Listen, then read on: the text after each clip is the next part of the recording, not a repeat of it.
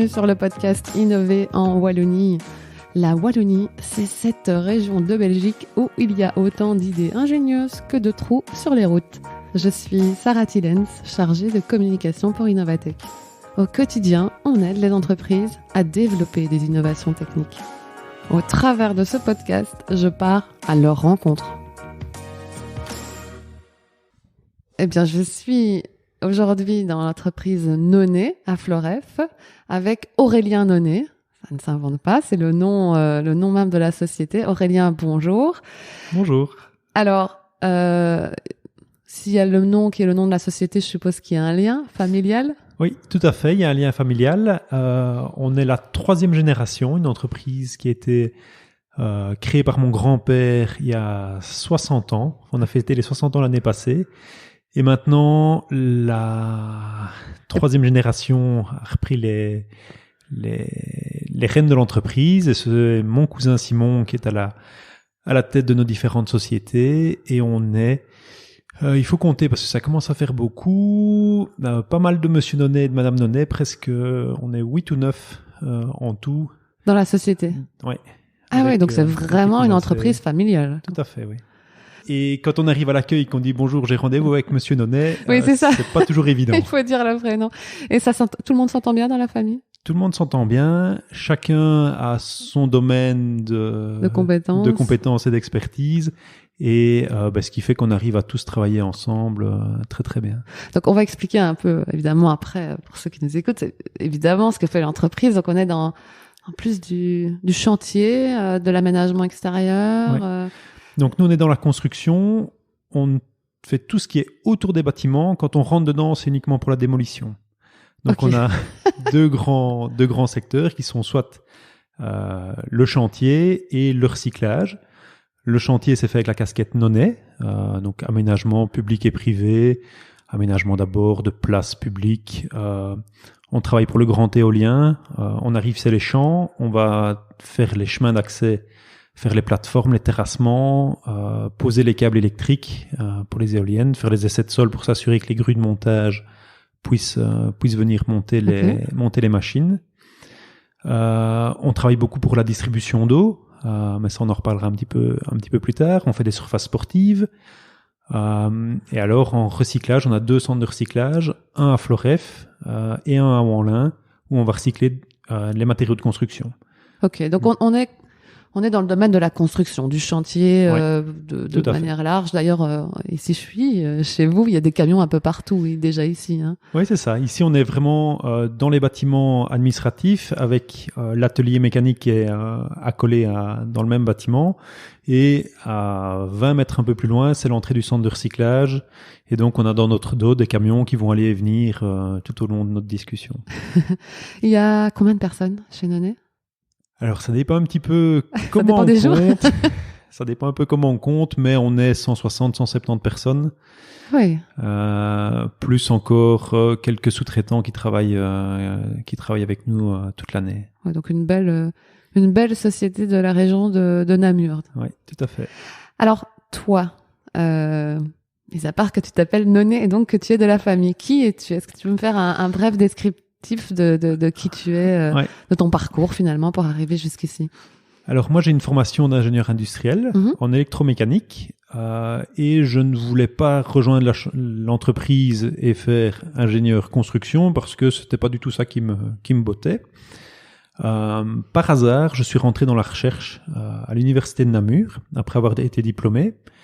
Et c'était au départ un contrat à durée déterminée d'1 an. Je me suis dit, 1 an dans la recherche, tout près de chez moi, c'est sympa comme expérience pour commencer. Et ça a vraiment été une expérience passionnante. Je suis resté là de 2004 à 2009. Ouais, donc 5 ans quand même. Ouais. C'était une très belle expérience. Et puis, quand on a fêté les 45 ans, donc les 45 ans Hublé, partie recyclage, les 50 ans de l'entreprise, et les 5 ans de la reprise du blé par Nonet, Jean-Jacques a annoncé qu'il allait ouvrir une cellule de recherche et développement au sein de l'entreprise. Et là, à la fin de la soirée, j'étais lui taper sur l'épaule et je dis, quand ton projet avance, fais-moi signe, ça pourrait m'intéresser. Okay. Et c'est comme ça qu'on a qu'on a commencé à envisager de rentrer dans l'entreprise et de rejoindre mes cousins dans l'aventure. Et donc à la base, tu te dis ok, j'ai pas trop envie, mais c'est le côté recherche et développement qui t'a un peu titillé. Et puis il y a quand même un côté aussi, tu te dis c'est chouette, c'est une aventure familiale. Il y a quelque chose qui t'attire là dans cette aventure familiale. Autant on se dit j'ai pas envie d'être dans l'aventure familiale, et autant ça attire aussi ou... Alors, c'est clair que la construction, j'ai toujours baigné dedans. Mes parents habitaient à côté de l'entreprise, donc j'ai toujours été avec des camions, des grues autour de moi. Le week-end, et dès que j'avais des vacances, je partais travailler sur chantier dès que j'ai eu l'âge. Et j'avais certaines frustrations dans le monde de l'université où on fait des projets extraordinaires, mais ça manque de concrétisation et d'aboutissement. Et là, je me suis dit, j'ai l'occasion de rejoindre deux domaines super intéressants, de pouvoir faire des projets de recherche dans la construction et d'aller jusqu'à la réalisation. Et ça, c'est vraiment des challenges très intéressants. Et donc là, finalement, tu rentres dans l'entreprise, mais dans ce côté recherche et développement. Il n'y avait pas de recherche et développement avant? C'était pas la volonté du groupe avant de développer des projets? C'était plutôt d'exécuter? Alors, on est dans la construction de base des gens à qui on demande d'exécuter des chantiers. Ouais. On a des plans d'architectes et puis voilà, tenez, voilà ce qu'il faut faire. Mais depuis, j'ai envie de dire depuis toujours, on a toujours cherché à des solutions différentes, des techniques différentes, des outils originaux. Les premiers grands exemples sont dans les années 80-90, le développement de structures mobiles pour les surfaces de sport, afin de pouvoir avoir des terrains qui sont couverts pendant la mauvaise saison. Et puis c'est des halls télescopiques, on les ouvre et, miracle, le terrain se retrouve au grand air pour pouvoir en profiter pendant la belle saison. Et donc, c'était déjà des développements très... Ouais, c'est déjà avancé, ça. Très avancés, très importants, qui avaient été réalisés par mon oncle. Et puis, quand ses fils les ont rejoints, j'avais un cousin qui était vraiment... à partir lui dans tous les sens pour des nouvelles idées, et donc il avait une enveloppe pour des projets de recherche chaque année pour pouvoir assouvir son envie de tester plein de choses. Donc on a toujours eu ça dans l'entreprise, et mon arrivée concrétisait la mise en place d'une structure vraiment dévolue à la recherche au sein de l'entreprise. Donc, toi, tu rentres, il y a combien de temps que tu rentres dans l'entreprise maintenant? Ça fait combien de temps que tu es là? Alors, j'ai envie de dire 2009, mais c'est 2010. Depuis 2010, donc ça fait 9 ans que je suis là. Donc, ça fait 9 ans. Donc, depuis 9 ans, c'est un peu plus cadré, j'ai envie de dire, la recherche et développement, vu qu'il y a ce pôle recherche et développement où toi, tu es responsable. Qu'est-ce que tu as mis en place comme projet innovant, finalement, pour la société? Alors, au départ, c'était vraiment deux grands projets qui sont le fluide rock, donc un matériau autocompactant réexcavable. Alors, il faut que tu expliques ça, parce que c'est quoi du fluide rock? Alors, le fluide rock, c'est une famille de matériaux que l'on a développé pour nos applications d'intervention sur les réseaux, principalement le réseau d'eau. Et donc, tous les jours, on a plusieurs équipes qui vont faire des raccordements pour des nouvelles habitations, par exemple, renouveler des vieux raccordements, intervenir sur des fuites, sur la distribution d'eau. Et tous les jours, on va faire, en voirie ou dans les trottoirs, un trou, à peu près 1 mètre sur 1 mètre, pour qu'une personne puisse descendre dedans, 1 mètre, 1 mètre 20, 1 mètre 30 de profondeur, pour retrouver la conduite d'eau, faire les interventions nécessaires dessus, et après, il faut remblayer. Alors, remblayer... Historiquement, comment est-ce qu'on faisait? On met du sable, on le piétine, parce que si on le compacte, on risque de briser les installations. Et si on met du ciment avec, on n'a plus accès pour des futures interventions. Et puis, au-dessus de cette partie de sable, on fait un remblai, par exemple avec un sable stabilisé, et puis on va refaire la fondation de la route et refaire la route. Avec les années, ce qui va se passer, c'est que le sable, dans le fond, petit à petit va se compacter avec les vibrations, l'humidité. Et donc, lui, il va prendre moins de volume. Et petit à petit, on va voir apparaître en surface des défauts. Des trous. Des trous. D'abord un trou, et puis ça va fissurer au niveau des joints, puis l'eau va s'infiltrer, ça va accélérer le processus et ça va faire des dégâts. Donc en fait, tous les trous qu'on voit sur les routes, c'est parce qu'il y a eu des interventions Alors, avant, une partie des trous sont dus à toutes les interventions qui sont faites sur les réseaux enterrés. Historiquement, les réseaux se trouvaient dans les accotements, dans les trottoirs. Quand ils ont été renouvelés, on n'a pas voulu retirer les vieux réseaux, entre autres pour faire des économies à ce moment-là. On a mis les nouveaux dans les routes. Et maintenant, on est obligé de faire ces trous dans les routes. Et donc, les défauts se voient au niveau de la circulation. Et la circulation ayant fortement augmenté, les dégâts sont d'autant plus visibles. Et ça, c'est quelque chose qu'on sait bien qui était à peu près inévitable. On peut travailler aussi bien qu'on veut, ces défauts, ils vont toujours apparaître. Et donc ça, finalement, tes équipes qui sont dans les interventions le voient? Alors, eux, ils ne le voient pas tout de suite. Directement. Par contre, tout le monde, quand on prend sa voiture, on passe sur une route qui a été refaite il y a quelques années, on va dire une voirie qui a été refaite il y a 5 ans. Mais devant chaque habitation, à peu près chaque habitation, on peut remarquer une petite bosse. La voiture va faire un petit touloup en passant dessus, parce qu'il y a toujours un petit trou qui se fait devant les habitations, au niveau du raccordement d'eau, au niveau du raccordement d'égout, ce genre de choses. Et c'est des défauts qui apparaissent longtemps après l'intervention. Dans les quelques années, les 2-3 ans qui suivent, ça ne bouge pas.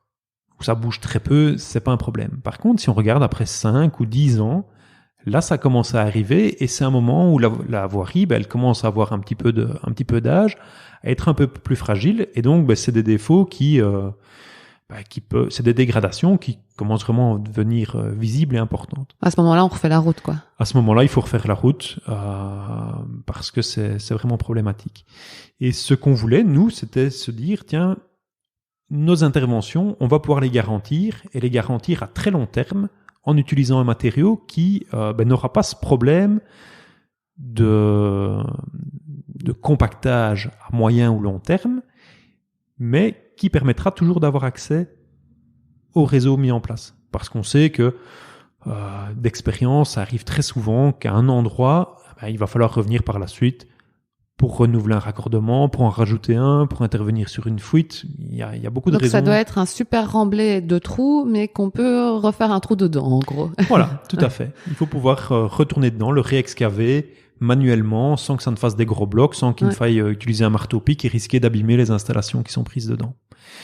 Et donc, ça, on a regardé un petit peu ce qui se faisait à l'étranger.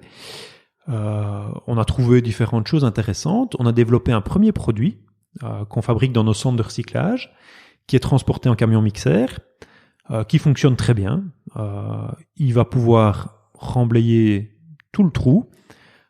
S'il a fallu creuser un petit peu en dessous de la bordure du filet d'eau pour aller retrouver la conduite, ça c'est un endroit où on ne savait vraiment pas compacter avant. Maintenant, vu que c'est un produit qui est quasiment liquide, il va partout. Il n'y a pas de souci. Et lui, il va être très très stable dans le temps. Par contre, pour nos petites interventions d'1 mètre cube en voirie, transporter dans un camion mixeur, c'est pas pratique, c'est pas rentable. Si je dois préparer 2 mètres cubes, partir avec, les décharger, revenir avec, j'en aurais pris un peu de trop, donc je vais devoir venir jeter ce que j'avais trop préparé, recharger, repartir. Vu que c'est pas des produits qui se transportent très longtemps, dans notre organisation, ça n'allait pas. Et donc, on s'est dit, il faut qu'on fasse un produit qui va prendre très rapidement. Donc, le premier produit duquel je parlais, on le met en place et le lendemain, on peut refaire la route. Quand c'est une petite intervention, nous, on voudrait bien pouvoir refaire la route le jour même. Et donc, il fallait un produit qui puisse prendre très rapidement pour qu'on puisse le jour même terminer de manière définitive notre intervention, et qui pouvait aller de chantier en chantier, on va dire faire une dizaine de chantiers différents sur la journée. Mais au final, quand tu prends la tête de la recherche et développement, c'est peut-être une super recherche, effectivement, un super développement, il y a plein de trous sur les routes et comment on peut adapter ça, mais au final, est-ce que c'est vraiment ton problème? J'ai envie de dire, toi, t'interviens, tu fais le trou, qu'après 3 ans, le trou se fissure, ma foi. Bon, c'est effectivement, si tout le monde se dit ça, on s'en sort pas. Mais pourquoi vouloir travaillé sur ce projet-là? Alors, c'était vraiment une volonté de l'entreprise de pouvoir proposer à notre client, qui est le gestionnaire du réseau de distribution d'eau, pouvoir lui proposer quelque chose de différent des autres et pouvoir lui apporter une solution à son problème, qui est la stabilité à long terme de son réseau et de tout ce qui va se trouver au-dessus. Et donc, on a voulu... Tu l'avais dit ou tu le sentais et tu te dis je vais apporter ça et ça va me différencier des autres? Alors, c'est vraiment une volonté qu'on a eu chez nous de dire on en a marre de ça. Ouais. On veut pouvoir proposer quelque chose de différent et résoudre un problème que toutes les personnes qui font des interventions en voirie rencontrent et pouvoir trouver la solution technique qui répond à ça pour nous démarquer en fait sur le marché et d'une manière globale amener une solution qui soit beaucoup plus pérenne que ce qui se faisait avant. Et c'était la volonté de développer quelque chose que vous alliez utiliser et même de le vendre à d'autres. C'était plus large ou c'était vraiment pour vos camions et votre développement? Alors, les choses sont jamais très simples. C'est compliqué de répondre de manière simple oui ou non parce qu'en fait, il y a plein de sous-questions, plein de solutions différentes. En fait, il y a deux aspects. Le premier, c'est de se dire le Fluidorock standard qui est fait à base de matériaux recyclés dans les centres de recyclage, transporté en camion mixeur. C'est un produit qui doit être disponible partout. Partout en Wallonie. Et donc, notre volonté a été d'aider les recycleurs dans différents endroits à proposer, à base des matériaux disponibles chez eux, une solution. Okay. Pour que le client qui dit « moi je veux un Fluidorock », il peut se trouver n'importe où en Belgique, il doit pouvoir en avoir et avoir un matériau de qualité. Et aider, du fait de nous avoir en interne les ressources pour développer le produit, chose que les autres n'ont pas forcément, pouvoir mettre ce savoir-faire à disposition des autres recycleurs. Donc là, tu es plus dans le côté finalement formation, implémentation chez d'autres. Voilà. Okay. C'est vraiment là, on va dire, leur proposer une licence pour un produit et faire tout l'accompagnement qui va avec, technique, administratif, apporter aussi toute la communication qui va avec. Et puis, le deuxième produit, lui, celui avec la prise rapide, ça, c'est un produit qu'on souhaitait développer pour notre client qui, lui, s'occupe de la distribution d'eau sur quasiment l'entièreté de la Wallonie et pouvoir, là, assurer nous-mêmes la distribution sur son territoire à lui. Donc, c'était vraiment avec deux aspects différents en fonction des propriétés du produit.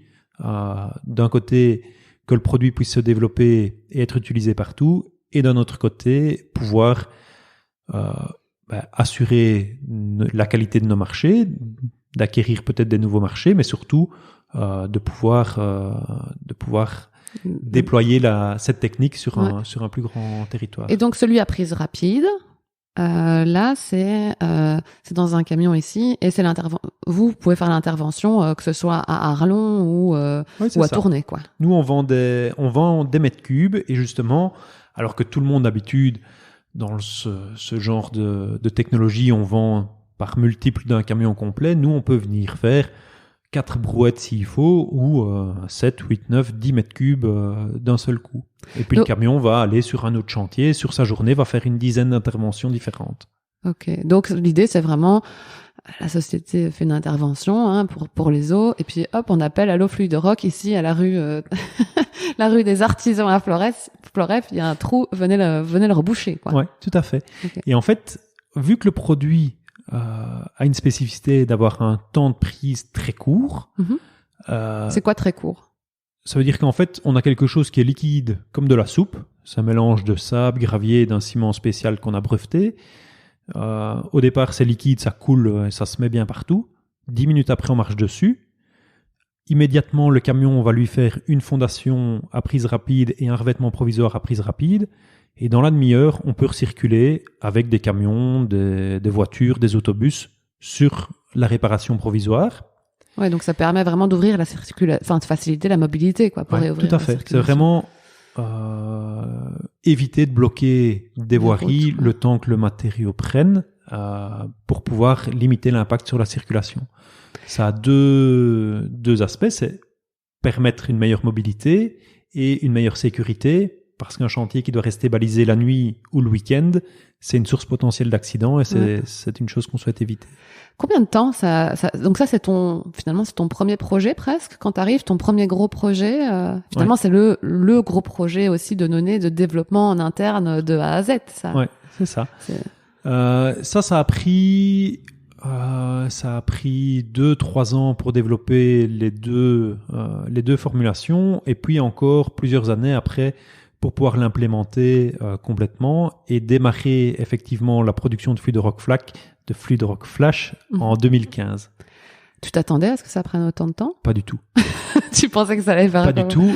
En fait, quand on se lance dans des projets comme ça, on essaye de prendre contact avec différentes personnes qui pourraient nous aider et parfois on nous fait des propositions et on se dit attendez, là vous nous demandez quelque chose, il va falloir 6 mois pour monter un dossier, 6 mois pour avoir une réponse, 1 an ou 2 de travail derrière par un laboratoire.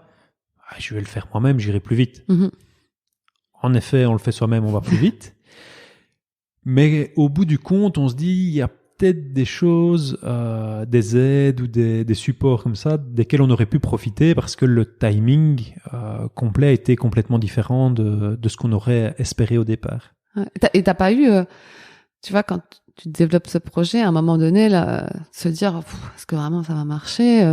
Est-ce que je prends pas trop de temps pour développer ça et pas développer d'autres choses qui seraient encore peut-être plus utiles pour la société? Non, tu restes convaincu, tu vas à fond et qu'est-ce qui fait que tu continues dans ce développement, dans cette recherche?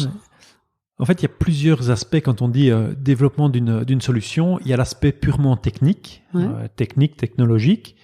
On va dire, là, c'est le développement pur du produit, ou la phase où on se dit on n'y arrivera pas, ça va pas aller, ça dure pas très longtemps. En fait, on s'est rendu compte que c'était quelque chose de totalement impossible. Mais vu qu'on ne le savait pas tout à fait, on a quand même essayé et on a quand même trouvé des solutions.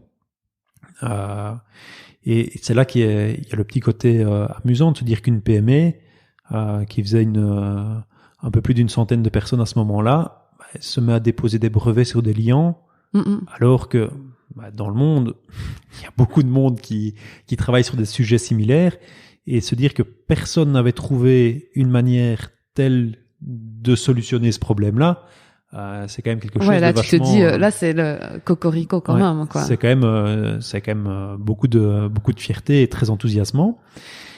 Et puis oui, je parle de brevet, donc il y a toute la phase dépôt de brevet qui est quelque chose avec des temps qui sont assez longs. C'est un truc que vous n'avez pas fait non plus avant. On n'avait jamais fait ça. Moi-même en université, de temps en temps on essayait de déposer un brevet, mais c'était une autre cellule qui s'en occupait. On n'avait pas vraiment de feedback sur la réelle difficulté de ces processus-là. Et puis après, il y a toute la difficulté de mise en place du produit. Attends, si on revient sur le brevet, c'est là, qu'est-ce que tu apprends sur cette phase de dépôt de brevet? Avec c'est très lent, qu'on nous oppose des inventions qui viennent de différents endroits du monde, où on nous dit ça existe déjà. Ça existe déjà, parce que c'est bien connu de l'homme de l'art que si je prends ce brevet-ci, plus ce brevet-là, plus ce brevet-là, j'arrive à faire une solution équivalente à la vôtre. Oui, ok, d'accord. Alors pourquoi est-ce que personne ne l'a jamais fait? Et donc chaque fois il faut argumenter dans un vocabulaire qui n'est plus un vocabulaire technique, mais un vocabulaire de juriste. Et donc c'est la découverte d'un nouveau monde. Mais il fallait vraiment déposer ce brevet. C'était quelque chose qui, pour pouvoir le valoriser correctement derrière, c'était quelque chose qui avait vraiment un intérêt. Donc, tu as cette phase brevet et puis la phase de développement. Et puis après, il y a la phase réellement mise en production, qui était quelque chose d'être censé être très facile. Oui, vous avez l'habitude. On a l'habitude. On a commencé par acheter un camion, une machine, monter une usine pour préparer nos ciments. A commencé à acheter un camion, monter une usine. C'est pas tout simple quand même. C'est pas tout simple, mais quand on a une casquette d'entrepreneur, c'est des choses courantes, c'est le développement logique. On le propose à notre client, et puis là, notre client est très enthousiaste, il démarre, on achète un deuxième camion, une deuxième machine, et puis le projet stop. Et pourquoi? Pourquoi? Parce qu'il y avait un autre acteur du marché auquel on n'avait absolument pas pensé, qui lui est propriétaire d'un réseau qui se trouve plus haut que le réseau de distribution d'eau, qui est le réseau de gaz et d'électricité, qui lui dit « Ah ben, si vous utilisez ça et que vous croisez mon réseau, moi j'ai peur pour mes installations, et donc non, stop ». Donc Alors que l'eau veut bien le prendre, mais pas l'électricité Voilà. et le gaz. l'eau qui se trouve à 1,20 m de profondeur, ça l'intéresse très fortement, mais le gaz et l'électricité qui se trouvent, on va dire, à 60 cm de profondeur, eux ne veulent pas en entendre parler. Ils ont peur d'une fuite de gaz, en fait. Ils ont peur de plein de choses, Ok. avec des bons et des moins bons arguments, mais ils ont peur. Ils ont Mais peur, avant, c'est nouveau. vous travailliez déjà pour le gaz, l'électricité, l'eau, tout ça, vous visiez les remblais. Donc c'était déjà des clients. En fait, c'est pas un client, c'est quelqu'un qu'on croise sur notre chemin.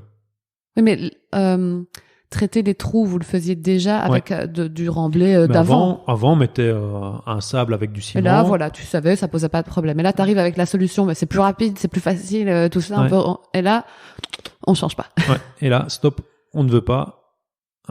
Donc l'eau, arrêtez tout. l'eau veut bien, mais le gaz, l'électricité veut pas. Ouais, c'est ça. Et en fait, finalement, il y a pas beaucoup d'autres qui font des trous dans les routes à part l'eau, le gaz, l'électricité. Après, il y en a d'autres qui, eux, sont encore plus haut, plus près de la surface, qui sont tous les réseaux de télécom, ouais. et qui, eux, ont beaucoup moins les soucis qu'on rencontre, par exemple, avec la distribution d'eau. Ouais. Parce que si on a un tassement de 1% sur un remblai d'1,20 m, ça fait plus d'1 centimètre, ça se voit. Si on a un tassement d'1% sur un remblai de 30 cm d'épaisseur, l'impact est beaucoup moindre et donc ça va Vous avez moins de besoin de ta solution. Donc, tu as un client qui est là, qui prend l'eau, mais finalement, ton autre client, il prend pas. L'autre qui n'est pas mon client, lui, m'empêche de développer la solution sur l'entièreté du territoire. Pourquoi tu dis qu'il t'empêche ? Parce que c'était bien clair, il est hors de question que votre produit soit en contact avec notre réseau. Ok. Et donc là, c'est un peu donc cocorico, ça se passe bien, on investit parce qu'il y a de l'investissement, temps, argent, usine, camion. Et là, c'est la déception. Et là, c'est la déception parce que nous, on avait prévu d'avoir aujourd'hui une flotte de 25 camions qui tournent pour les remblais. On en a 2, dont un qui est garé sur le parking et qui ne tourne pas. Ah ouais. Mais là, tu te dis pas que tu peux justement accorder des licences du Fluidorock dans d'autres pays pour d'autres utilisations. Alors, tout d'abord, le premier réflexe, c'est de se dire, j'ai un interlocuteur qui exprime des craintes, voyons avec lui ce qu'on peut faire. Et donc, pendant 2 ans, on a mis en place tout un réseau d'experts sur le sujet, des essais laboratoires, des essais chantiers, des démonstrations pour pouvoir les rassurer, mais au terme de ce processus, on n'est pas arrivé à quelque chose de concluant avec eux. Qu'est-ce qui... je veux dire, tous tes tests prouvaient qu'il n'y avait pas de problème ? Alors, j'avais des tests qui montraient qu'il n'y avait pas de problème, et j'avais des tests avec des résultats. Mais ça suffisait pas. Donc toi, en plus, qui est un peu le côté scientifique, universitaire, tu dis, mais ça, je vous prouve qu'il n'y a pas de problème. Mais à côté, j'avais des essais avec des résultats auxquels je ne pouvais pas dire est-ce que c'est bon ou pas bon. Ouais. J'ai un test, j'ai un résultat, mais je ne peux pas comparer à autre chose et je ne sais pas dans quelle plage le résultat est bon. Et donc, c'est là qu'il aurait fallu aller plus loin pour étudier vraiment qu'est-ce qui est important pour cet acteur-là. Ce sont des paramètres qui sont tout à fait différents de celui pour l'eau. On va parler du comportement en cas de fuite de gaz, la détection de fuite, les aspects thermiques, est-ce que ça va bien conduire ou pas bien la chaleur pour le dimensionnement des câbles électriques. Il y a plein de paramètres qui vont devoir être pris en compte. Et donc, malgré tes explications, bon, ça reste un peu porte close. Et du coup, maintenant, le Fluidorock, ok, il y a un camion qui circule pour l'eau, alors. Il y a un camion qui circule pour l'eau pour nos interventions. Ouais. Mais on ne peut pas déployer ça sur d'autres réseaux, alors que beaucoup de communes à qui on a présenté la solution étaient très enthousiastes et disaient, ben voilà, on a enfin trouvé une solution à une partie de nos problèmes, à une partie des dégradations de notre réseau. Si tout le monde utilisait des produits comme ça, on aurait moins de soucis. Donc toi, à chaque fois que tu vois un trou sur la route, tu deviens fou, en fait. Maintenant, on apprend à être un petit peu calme, mais oui, on voit les trous et surtout on les voit apparaître longtemps à l'avance et on se dit, ben voilà, ici c'est malheureux, mais il y a un problème qui arrive et si on avait utilisé une autre solution, ben le problème n'arriverait pas. Mais donc là, c'est presque au point mort. Mais t'as d'autres projets pour le relancer, donc comme je te disais, ailleurs avec d'autres. Ouais. C'est quoi les pistes pour Alors. Ce qu'on a fait, on étudie un petit peu le marché à l'étranger, de se dire qui pourrait utiliser ce genre de matériaux, et on a fait différentes observations en se disant, par exemple, qu'en Europe, il y a des endroits où pour eux c'est instinctif d'utiliser des matériaux de ce type-là, comme l'Angleterre. Okay. Là-bas, c'est très courant d'avoir des utilisations pour la distribution d'eau de matériaux correspondant au fluide rock à base de recyclé qu'on produit dans nos centres de recyclage. C'est normal, c'est évident. La difficulté, c'est de se dire, nous, PME wallonne, se lancer maintenant dans un programme d'export d'une technologie avec nos amis anglais qui sont en plein Brexit. C'est déjà suffisamment compliqué que pour avoir cette épine dans le pied en plus. Et bon, il n'y a pas que l'Angleterre, il y en a d'autres. Et donc, il n'y a pas que l'Angleterre, il y en a d'autres. On était présenté la solution au Luxembourg, en France, en Suisse. J'ai fait une conférence en Suisse. La difficulté dans ces pays, c'est entre autres que les marchés desquels on souhaite participer à la distribution d'eau sont extrêmement morcelés. Okay. Et donc, si on prend le cas pour comparer par rapport à la Belgique, c'est un peu comme si chaque commune avait son entrepreneur, sa méthodologie, ses cahiers des charges. Et donc, venir proposer quelque chose d'innovant, il faut aller frapper à énormément de portes avant de trouver quelqu'un qui est prêt à dire « Ok, j'y vais ». Avec en plus la difficulté que il faudrait que le propriétaire des réseaux dise « Ok, moi j'y vais, c'est ça que je veux comme solution », mais généralement, c'est pas cette personne-là qui réalise les chantiers. Et donc, derrière lui, il faut après trouver les entrepreneurs qui sont prêts à investir dans la solution pour pouvoir y répondre. Et donc, ça fait beaucoup d'intermédiaires, beaucoup de personnes, beaucoup de contacts en cascade à trouver au bon endroit, au bon moment, qui fait que c'est un peu compliqué. Et donc, Et donc, pour le moment, c'est un petit peu au point mort. Le brevet est là, la technologie fonctionne, tout fonctionne. C'est un peu, s'il y a une opportunité, ça reste un peu en stand-by. C'est pas complètement mort, mais il y a besoin de trouver quelque chose pour vraiment que ça fasse qu'au double, quoi. Ouais, tout à fait. Et pour dévoiler certains secrets industriels actuels, on cherche maintenant à d'autres applications que nos applications en voirie. Mais en fait, tu peux renflouer n'importe quel trou. Je veux dire, c'est pas spécial. Il faut pas spécialement qu'il y ait du gaz. Non, il faut n'importe quel trou sur lequel on va mettre quelque chose qui doit rester stable. Ouais. On a une solution techniquement différente et techniquement plus intéressante que ce qu'on fait actuellement. Mm-hmm. Mais un usage détourné, c'est par exemple la protection des câbles contre le vol pour les réseaux ferroviaires. Parce que là, on va pouvoir enrober le câble et empêcher, ou en tout cas compliquer fortement le vol. Ah ouais. Mais par contre, on permet aux équipes techniques de garder un accès au câble pour la maintenance. Et donc ça, c'est une application complètement hors du champ initial, mais avec le savoir-faire qu'on a acquis dans le développement du produit, on est en train de reformuler différemment pour que ça corresponde à ce besoin-là. Ouais. Et toi, tu perds pas espoir que le fluide rock et une belle et longue vie ne reste pas dans un tiroir. Alors, il faut un petit peu relativiser le succès ou l'insuccès du projet. Ça ne s'est pas développé comme on voulait. Ouais. On espérait une grande flotte, un camions, grand succès et beaucoup de mètres cubes sortis chaque année.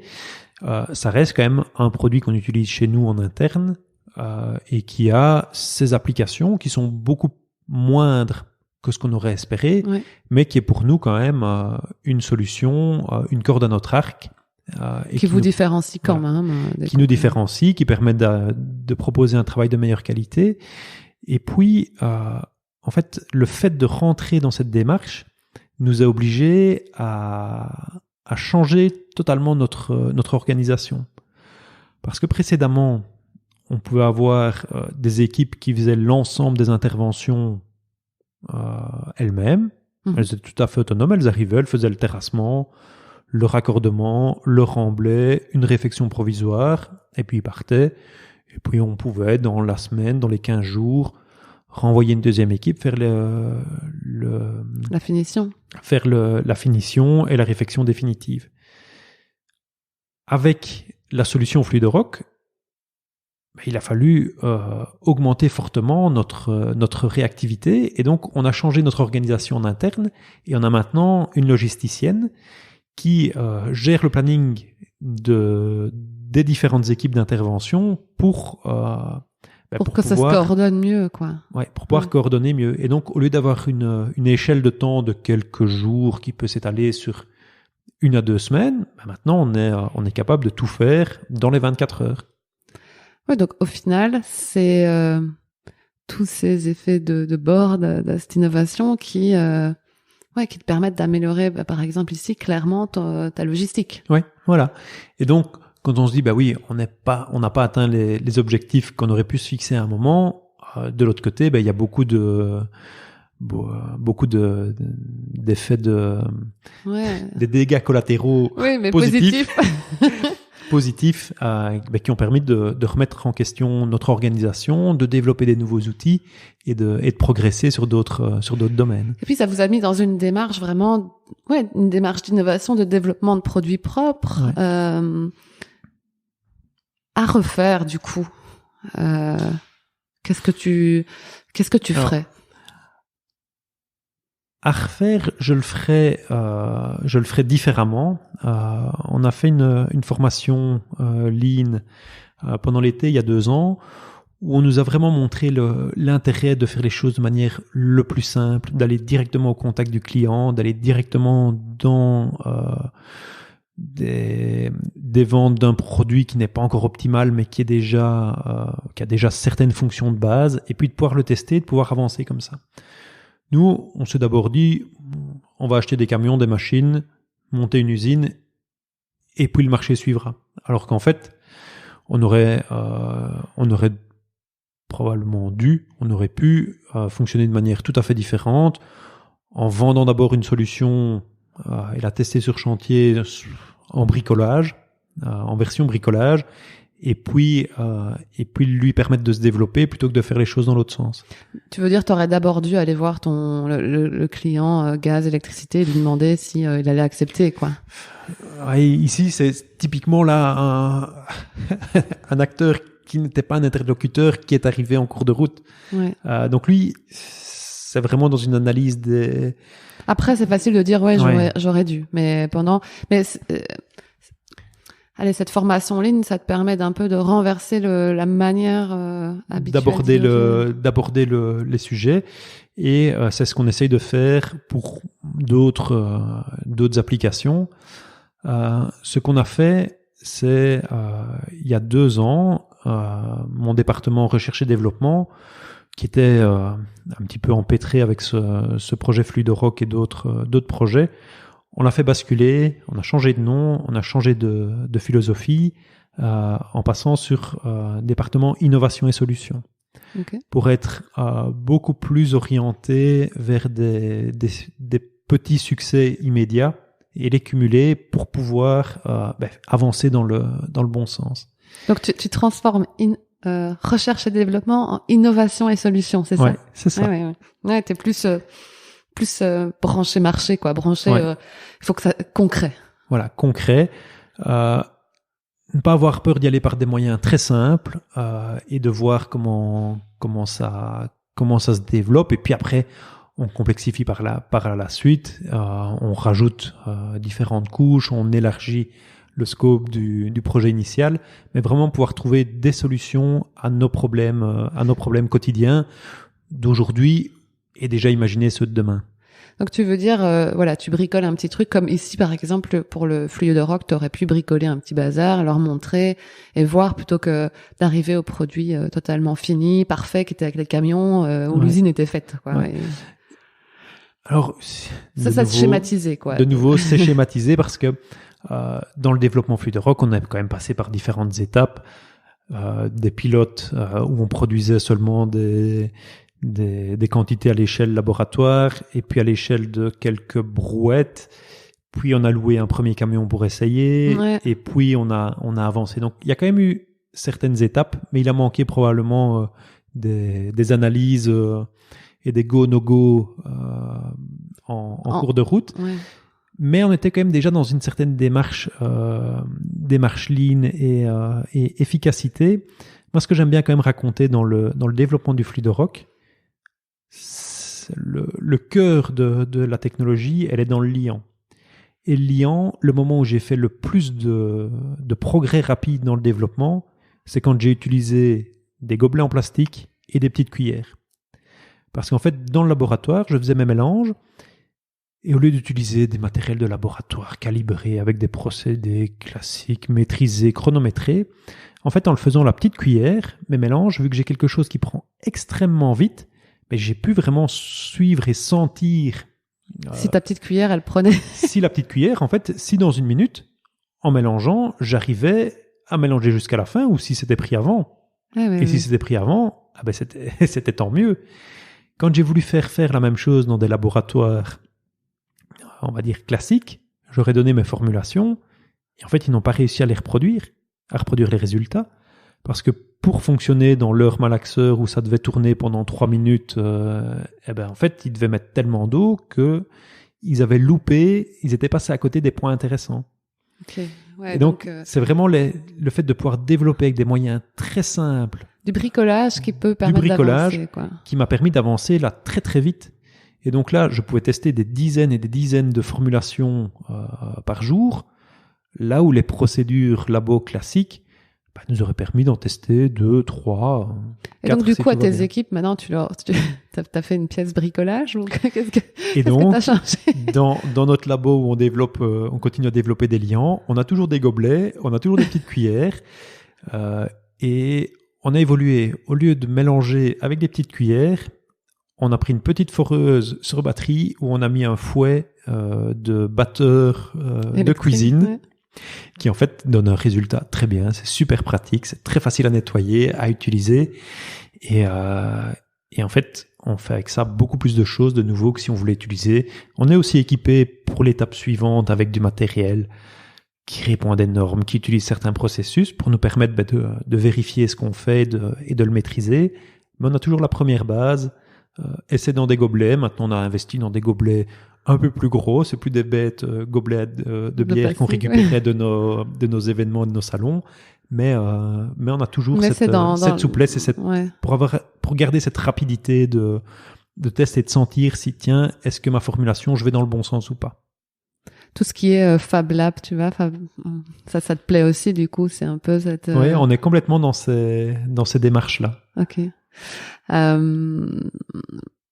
Donc, on a évoqué tout ce processus pour le Fluido Rock.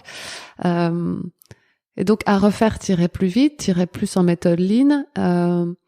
Et quels sont les projets maintenant que tu continues de développer, innovants pour donner? Tu t'es pas arrêté au Fluido Rock? Comment? On s'est pas arrêté au Fluido Rock. On a maintenant, donc en 2 ans, j'ai à peu près une 60aine de projets, de petits projets qui ont été passés en revue, traités, amener des solutions.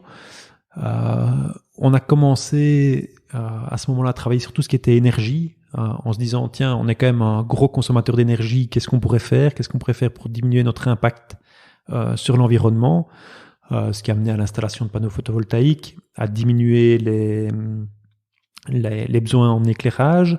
On a changé tout l'éclairage de l'atelier par de l'éclairage LED. On a installé une éolienne à axe vertical.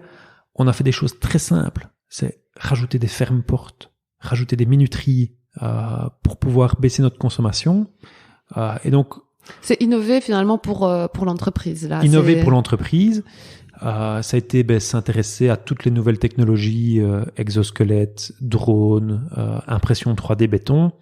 Et si je prends la démarche Lean pour les drones, on nous a proposé, quand on a étudié ça au départ, des machines qui coûtaient plusieurs dizaines de milliers d'euros, plus les programmes qui vont avec, plus la formation.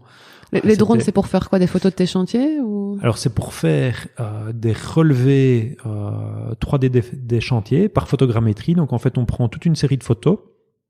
Et puis, il y a un programme qui, en connaissant la position des photos et en repérant différents points spécifiques, reconstruit le 3D. Okay. Et dans le 3D, on va pouvoir mesurer des choses, des distances, des volumes, etc., plutôt que de devoir le faire avec une canne de géomètre, escalader les tas, descendre dans le fond des trous. Et donc, c'est vraiment un outil qui est super pratique dans nos métiers pour évaluer des volumes à évacuer, définir des niveaux finis de projets en fonction des terres et des mouvements de terre sur les chantiers. Et là, on est reparti de manière tout à fait lean en achetant ce que moi j'appelle un jouet. Mm-hmm. Un petit jouet à 1 000 euros, plus le programme qui va bien, en licence 1 an, pour pouvoir tester, voir ce que ça donne. Et puis après, si ça marche, et si on a des limites là-dedans, on investira dans du matériel plus performant. Mais on ne part pas directement vers la solution complète, garantie, extraordinaire. On commence avec du bricolage. Et puis on va voir comment ça évolue. C'est vraiment comme ça que tu veux à chaque fois développer les projets maintenant, c'est de pas faire le nec plus ultra, on bricole, on essaye, si ça prend, si ça marche, on ira plus loin. On ira plus loin, oui. Ça sert à rien de vouloir mettre en place des choses trop compliquées, trop complexes, trop abouties au départ, si après le besoin nous mène tout de suite à la conclusion de c'est trop compliqué, c'est trop lourd, c'est pas la bonne couleur. Hop. Comme ça, on peut s'en rendre compte dès le début et adapter la suite du développement. Je parlais de drones pour l'innovation qu'on souhaite faire chez nous. C'est par exemple pouvoir arriver chez un particulier pour les aménagements d'abord. On va faire un relevé de la propriété avec le drone. On a dans nos programmes d'aménagement la possibilité de travailler en 3 dimensions. Et l'idée, c'est de pouvoir proposer au client une solution, soit une visualisation en 3D de son projet, soit carrément avec des lunettes de réalité virtuelle et pouvoir se balader dans ces futurs aménagements, chose qui pour le moment n'est absolument pas possible pour ce genre de projet. Donc ça, c'est des choses auxquelles on réfléchit et auxquelles on y va petit à petit. Le premier projet sera probablement fort bricolé et puis de moins en moins. Et si ça répond vraiment à un besoin, à une attente du client pour pouvoir se projeter dans ces projets d'aménagement, si ça amène un plus, on mettra en place ce qu'il faut. Et développer un produit propre, mais de nouveau de A à Z, c'est une envie ou tu préfères bricoler avec des choses qui existent et développer par après? Parce que le Fluide Rock, c'était vraiment du pur A à Z de chez vous. Là, t'as une position par rapport à ça, non? Ça dépend vraiment des types de projets, de ce qu'on veut faire derrière. Et des bases desquelles on dispose. Tout ce qui va être autour des matériaux autocompactants, c'est notre expérience de base Fluide Rock qui va nous permettre d'avancer. Ça, on va continuer à mener ça en interne. On a d'autres projets où en interne, on va étudier quels sont les bons interlocuteurs et les bonnes technologies. Et puis après, on va confier l'analyse fine à des gens qui sont équipés pour le faire. Nous, on va de nouveau faire nos petits bricolages, nos petits essais pour pouvoir valider le concept en interne. Et si on voit que c'est quelque chose qui tient la route, on le fera faire à quelqu'un qui est équipé. Une chose très importante pour nous, c'est de travailler avec les bons partenaires. Ah, ça, à mon avis, c'est pour tout le monde que c'est hyper important. Le problème, c'est de les trouver, ces bons partenaires aussi. Ouais, tout à fait. Et les bons partenaires peuvent l'être pour une certaine application et ne pas être le bon interlocuteur pour quelque chose qui paraît être similaire, mais qui est un peu différent et qui sort du scope des techniques qu'ils maîtrisent. Et donc, c'est ça un peu la complexité. C'est d'identifier ces bons partenaires. C'est d'identifier les bons partenaires. Et ça, avec ton expérience, t'as un truc? Et ça, avec l'expérience, c'est de s'entourer des bonnes personnes, des bons canaux. Et là, je vous fais un petit clin d'œil chez Innovatech. C'est savoir qui on peut contacter pour dire, voilà, j'ai un projet dans tel genre de domaine, dans tel genre de technologie. À qui est-ce que je dois m'adresser? Alors, ce sera pas forcément un projet complet qu'on va mener ensemble, mais hop, on va trouver les bons interlocuteurs et puis on va se retrouver à travailler ensemble ou pas. Mais c'est ça la force de chacun. Une grande partie de l'expérience qu'on a, en fait, c'est notre carnet d'adresses. Et de comprendre ce que les gens sont à même de mener ou pas comme travail.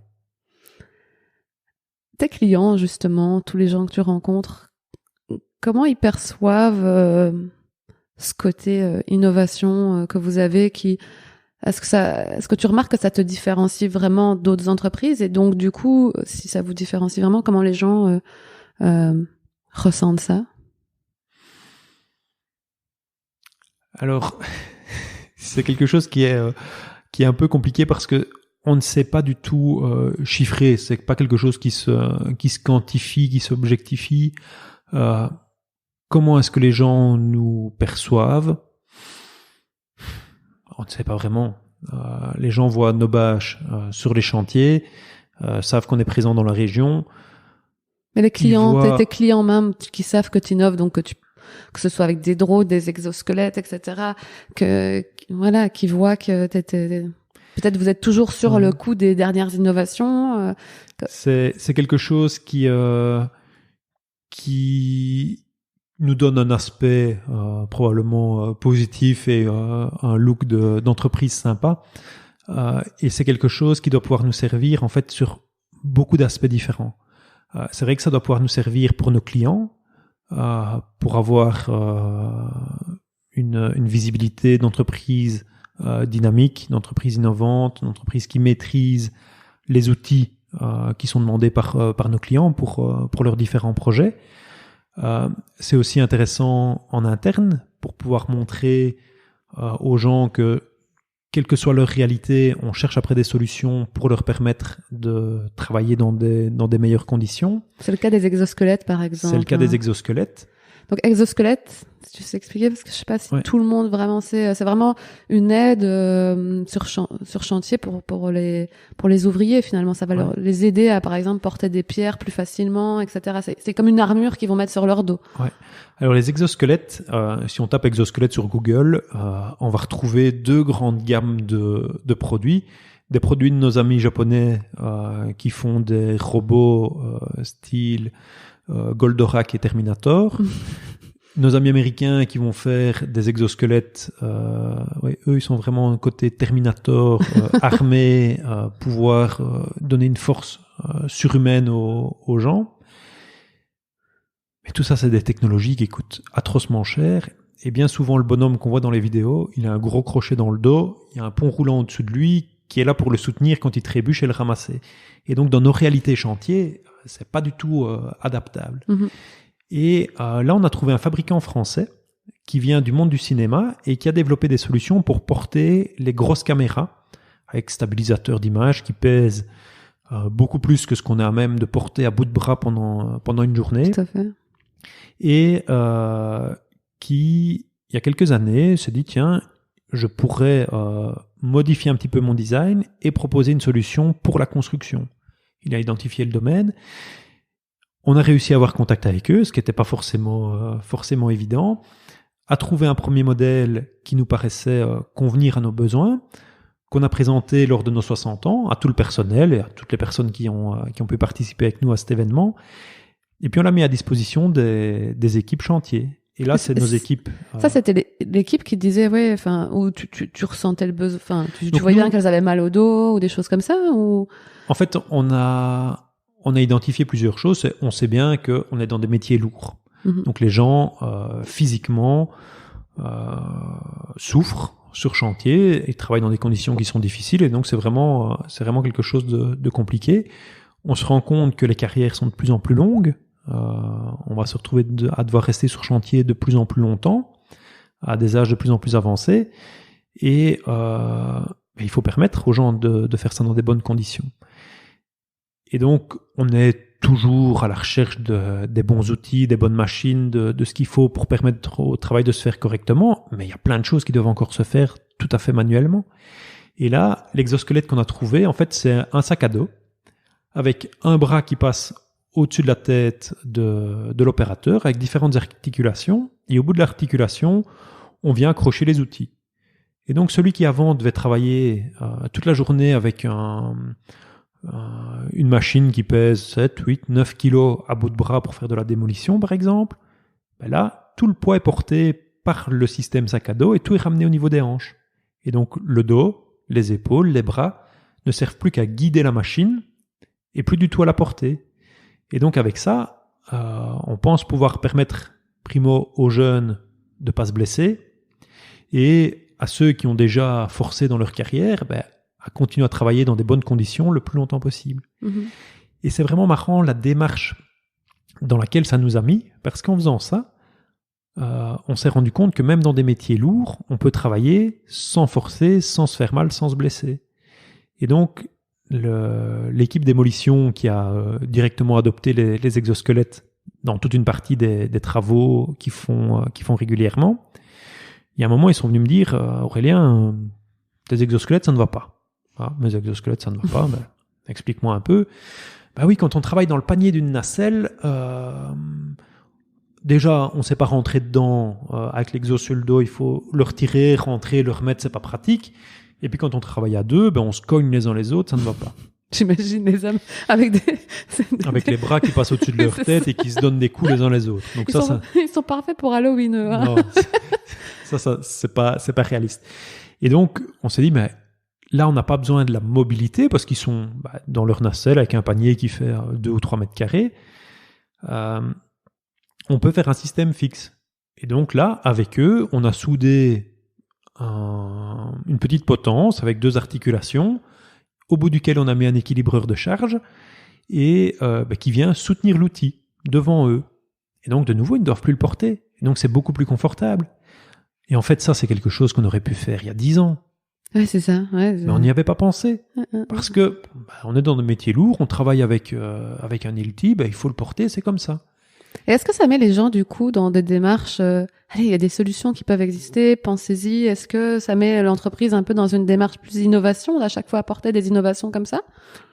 Et en fait, oui, c'est cette petite boule de neige qui a été amorcée, qui fait que dans d'autres applications, on se dit ouais, c'est vrai. En fait, on pourrait très bien faire un petit outil adapté qu'on va pas utiliser tout le temps, mais où chaque fois on est dans des conditions difficiles, on peut le prendre et on est soulagé dans ces moments-là.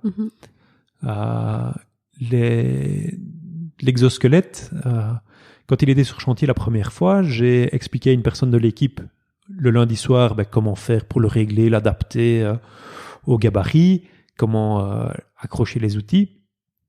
Et le lendemain matin, à 10h, j'ai été voir sur chantier comment ça se passait. Leur première question, c'est « Pourquoi on n'en a qu'un ?» Voilà, tu te dis, c'est bon, la demande marché, elle est OK. Là, c'est bon. C'est oui, parce qu'on est 4, il y en a un sur le dumper, un sur la grue, on est deux à faire la démolition comme ça. Il nous en faudrait au moins 2. OK, faites toujours ce chantier-ci comme ça, testez-le une journée complète et puis après on verra. Et après ce premier chantier, on a réfléchi pendant 3 minutes. Est-ce qu'on en achète un deuxième ou pas ? Est-ce qu'il l'utilise ? Oui. Est-ce que ça leur fait du bien? Oui. Est-ce qu'ils vont moins se blesser? Oui, très probablement. Moins Donc, d'absentéisme peut-être est-ce aussi. qu'ils vont être moins absents? Ouais. Oui. Est-ce qu'ils viennent avec un plus grand sourire qu'avant? Oui. Parce qu'avant, ils étaient face à un pignon à démonter, où ils se disaient, j'en ai pour une semaine à souffrir, c'est pas très engageant. Maintenant, c'est toujours une semaine compliquée, mais au moins, c'est dans des meilleures conditions. Et donc, on vient sur chantier avec un plus grand sourire qu'avant et plus orienté solution. Est-ce que ça marche dans tous les cas? Non. Par exemple, le panier de la nacelle, ça ne marche pas. Quand on est à l'intérieur et qu'on arrive près du plafond, le bras va toucher avant l'outil et donc il faut changer la configuration. Mais voilà, on s'est rendu compte que ça apportait un plus. On considère qu'ils les utilisent régulièrement, mais régulièrement, c'est peut-être seulement une dizaine de fois sur l'année. Une dizaine de fois par équipe. Parfois c'est un jour ou deux, parfois c'est 2 ou 3 semaines, mais au moins c'est des journées, c'est des semaines qui vont se passer beaucoup plus facilement pour eux et donc qui vont leur permettre de venir travailler avec un grand sourire. Et là, on est c'est pas quelque chose qu'ils peuvent utiliser vraiment tous les jours au quotidien, non? C'est vraiment quand il y a des travaux spécifiques. Alors, on pourrait, si on était dans un cas où quelqu'un fait un travail pour lequel c'est justifié de l'avoir sur le dos tout le temps, oui, si, évidemment, on le garde. Ce qu'il y a, c'est que même si on est une entreprise avec un secteur d'activité, à l'intérieur de l'entreprise, on a des dizaines et des dizaines de métiers différents. Celui qui va poser des bordures, c'est pas la même chose que celui qui pave, c'est pas la même chose que celui qui fait de la démolition. Et même dans la démolition, il y a plusieurs phases différentes et à chaque phase, doit avoir les outils adaptés. Et donc, du coup, tu prêtes ce sac à dos à toutes tes équipes? Comment Et donc, en fait, on a un magasin interne où il y a tout le petit outillage qui est disponible. Et donc, ils donnent un coup de fil au magasinier, ils lui disent j'aurais besoin de l'exosquelette de vendredi à mercredi prochain. Oui, ok, il est dispo. Tu peux venir le chercher. Ou bien non, il est sur un autre chantier. Attends, j'appelle, je vais voir. Oui, ok, il sera rentré lundi, donc je te le prépare et voilà. Et donc c'est accessible en libre service. Et comment tu trouves ces inspirations d'innovation? C'est quoi tes inspirations pour il faut avoir les yeux grands ouverts et lire, s'abonner à des newsletters, faire un peu de veille technologique. Et puis tu lis quoi? Tu fais quoi comme veille? C'est quoi tes sources d'inspiration? C'est, comme je disais, des newsletters de projets un petit peu technologiques, de voir ce qui se fait ailleurs, de voir ce qu'on trouve dans la presse généraliste, de voir, essayer de trouver quelles sont les difficultés, quels sont nos problèmes. Et puis à partir de ce moment-là, on prend son clavier et on demande à notre ami Google ce qu'il en pense. Et puis après, on cherche, on creuse les différentes pistes. Puis on prend son téléphone et on contacte les personnes qu'on identifie comme étant une source de solutions possibles. Mais t'as des sources vraiment d'inspiration, genre, je sais pas, ça peut être un film, une série, un livre particulier, quelque chose qui vraiment te marque dans ce processus d'innovation? Si je voulais répondre à la question avec un petit clin d'œil, c'est une bande dessinée que j'adore, c'est Gaston Lagaffe. Ah ouais. Et donc c'est sa manière d'aborder les problèmes de manière complètement détournée et de trouver de manière originale, dans son cas compliqué de répondre à une question simple, mais voilà, c'est s'il fallait un petit clin d'œil à un dans personnage. Le parcours de l'innovation, ouais. Donc Gaston Lagaffe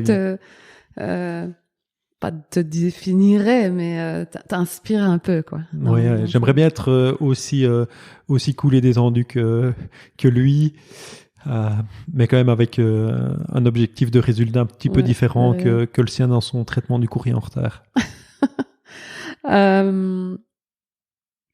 Si on devait dire ta meilleure et ta pire décision dans la mise au point des innovations ou dans ton parcours depuis que tu es dans l'innovation? Alors, pour moi, ma meilleure décision dans l'innovation, c'est quand j'ai commencé à faire mes petits mélanges de ciment dans des gobelets. Ah ouais, vraiment. Parce que là, c'était vraiment revenir. Bricolage, quoi. au truc le plus simple, le plus efficace, le plus rapide. Et je dirais même l'étape encore un cran plus loin, c'était les cuillères en plastique qui m'ont permis de les laisser prendre complètement dans le mélange et de ne plus devoir les nettoyer, les récupérer, donc de pouvoir laisser vieillir les mélanges devant moi et vraiment ressentir les choses. Ça, c'était vraiment la meilleure décision. La moins bonne, je sais pas trop quoi répondre.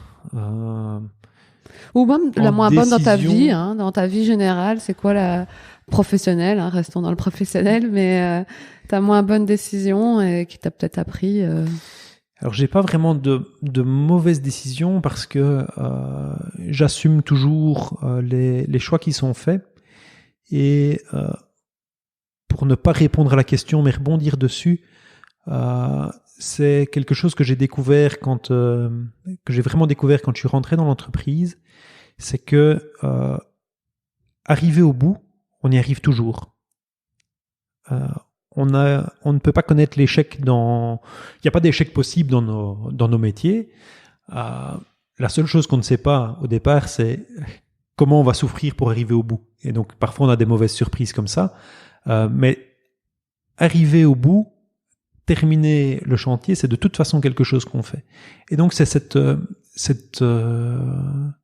vision de se dire, oui, il n'y a pas de problème, c'est pas un problème, c'est pas un échec, il n'y a pas de truc insurmontable, c'est juste, il faut trouver le bon chemin pour y arriver.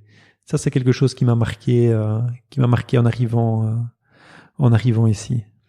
Et dans les petites questions comme ça aussi, plus simples, une innovation dans le domaine justement du chantier ou de la construction qui vraiment t'épate. Alors ça peut être mondial, mais où tu te dis waouh. Alors, là, pour le moment, j'aime bien tout ce qui est impression 3D. Ouais. Et ceux qui font des maisons complètes. Ceux qui font des maisons complètes. Et je pense que nous, on a un rôle à jouer là-dedans, c'est qu'ils veulent tous faire des maisons. Mais les maisons avec les normes, les contraintes qu'il y a, c'est quelque chose d'extrêmement compliqué. Et donc, je pense que nous, on pourra, avant eux, utiliser cette technologie-là. Et donc, développer des compétences, développer un savoir-faire qui fera qu'on pourra peut-être un jour imprimer des maisons complètes. Mais avant ça, nous, on aura fait des bordures, des bancs, des logos, des pièces d'eau devant une maison communale, l'escalier qui y mène, le local technique de la piscine. Ça, on pourra le faire avant qu'il n'y ait les autorisations de faire des maisons complètes. On va pouvoir imprimer des chambres de visite, des chambres dans de l'égouttage, des chambres un peu particulières, plutôt que de les maçonner dans des conditions qui sont loin d'être évidentes. Mais on pourra... c'est des projets que tu imagines même pour développer... Et donc, c'est des sujets qu'on suit. Ouais. Et là, les technologies, je me suis dit, waouh, c'est quand ils ont réussi à développer des matériaux où ils peuvent imprimer, non pas couche par couche, mais ils peuvent partir dans les 3 dimensions. Ils peuvent maintenant commencer à étirer un fil, on va dire. Ils pointent, ils collent sur le mur, et puis ils montent, ils descendent, ils tournent à gauche, à droite, et ils arrivent à imprimer dans les 3 dimensions avec des matériaux comme ça. Là, je me dis, ils progressent quand même très très vite. Ils sont forts. Ok, super. On va rester là-dessus. Merci beaucoup pour le temps accordé, pour l'explication de tout le développement de Fluidorock. Et puis on reviendra quand il y aura, quand le Fluidorock sera un peu partout dans le monde, parce que on lâche pas l'affaire. Non, on ne lâche rien. Et si t'as une devise d'ailleurs, c'est quoi? On ne lâche rien? Moi, c'est bon amusement. Ah oui, donc c'est vraiment... Bon amusement, de prendre les choses avec le sourire et de manière positive. Ah, super. Écoute, c'est avec le sourire en tout cas qu'on se quitte. Merci beaucoup pour cet entretien. Avec plaisir. Bravo et merci. Vous avez écouté cette interview en entier. Si vous l'avez aimé, n'hésitez pas à la partager autour de vous. Et si vous aimez ce podcast, merci de le noter 5 étoiles. Ça nous aidera à le diffuser plus largement.